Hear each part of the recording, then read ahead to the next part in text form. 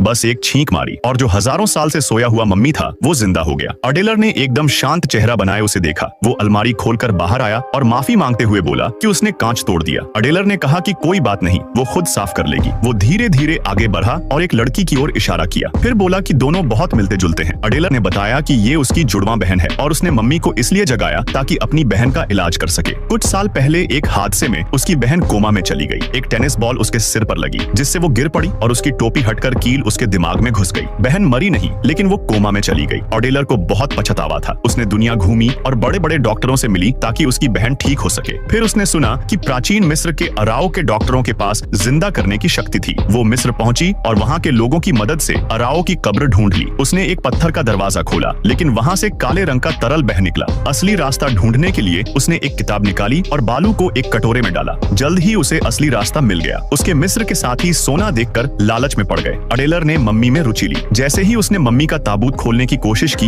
एक सैनिक ने उसे रोक दिया। सैनिक की गर्दन का हाड़ जिंदा हो गया और उसे गला घोंटकर मार डाला। उसके साथी को भी एक अजीब शक्ति ने मार दिया। ताबूत खोलते ही वो खुश होने ही वाली थी कि पीछे से एक और सेना आ गई। सेना ने उन्हें पकड़ लिया लेकिन अडेलर ने एक चाल चली। सिगरेट जलाने के बहाने उसने लाइटर जमीन पर फेंक दिया और खुद ताबूत के साथ भूमिगत नदी में कूद गई। अडेलर ने बड़ी मुश्किल से मम्मी को अपने शहर लाई। उसने मम्मी को जगाने की कोशिश की लेकिन मम्मी नहीं जगा। उसे लगा यह सब बकवास है। तभी मम्मी ने जोर से छींक मारी। मम्मी ने बड़े शिष्टाचार से धन्यवाद कहा। अडेलर ने उससे बहन को बचाने की विनती की। मम्मी ने कहा कि वो गलत इंसान को जगा चुकी है। मम्मी एक फिजिसिस्ट विज्ञानी था। मम्मी ने बोला, मैं कोई जादूगर नहीं हूँ मगर मैं तुम्हारी मदद कर सकता हूँ, मगर हमें कहीं जाना होगा।